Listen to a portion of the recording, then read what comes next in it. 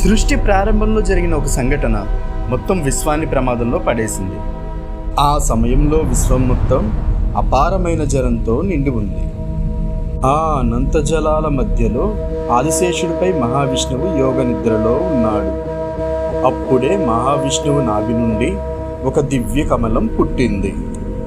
ఆ కమలంపై బ్రహ్మదేవుడు జన్మించాడు.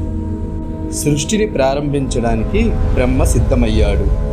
కానీ అదే సమయంలో ఒక భయంకర సంఘటన జరిగింది. మహావిష్ణు చెవుల నుండి 2 భయంకర రూపాలు బయటపడ్డాయి. వారి పేర్లు మధు మరియు కైటభ. వారు అపారమైన శక్తి కలిగిన రాక్షసులు. వారిరువురు కమలంపై ఉన్న బ్రహ్మదేవుడిని చూశారు. సృష్టి మొత్తం చేస్తున్నది బ్రహ్మని తలచి ఆయనను చంపాలని వారు నిర్ణయించారు. బ్రహ్మదేవుడు భయంతో వణికిపోయాడు. ఎందుకంటే మహావిష్ణువు ఇంకా యోగ నిద్రలోనే ఉన్నాడు. అప్పుడు బ్రహ్మ ఆది పరాశక్తిని ప్రార్థించాడు. ఆ ప్రార్థన విని పరాశక్తి స్పందించింది. ఆమె మహావిష్ణువును యోగ నిద్ర నుండి మేల్కొలిపింది. అప్పుడు ఒక భయంకరమైన యుద్ధం ప్రారంభమైంది. ఆ యుద్ధం 5000 సంవత్సరాలు కొనసాగింది. చివరకు మధుకైటభ అహంకారంతో నవ్వారు.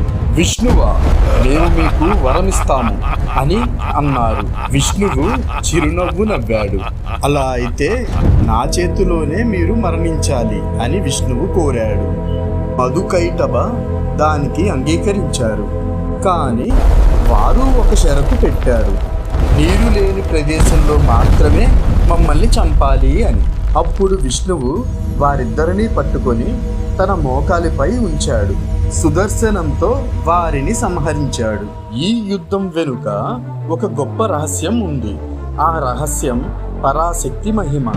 ఆ అద్భుత కథ తర్వాతి భాగంలో తెలుసుకుందాం. రాబోయే ఎపిసోడ్స్ మరింత ఆసక్తిగా మిమ్మల్ని అలరించే విధంగా ఉంటాయి. నిత్య దర్శనం, మైథలాజికల్ ఫ్యాక్ట్స్ మరియు పురాణ కథలు వినడానికి మా ఛానల్ సబ్స్క్రైబ్ చేసి లైక్ మరియు షేర్ చేయండి.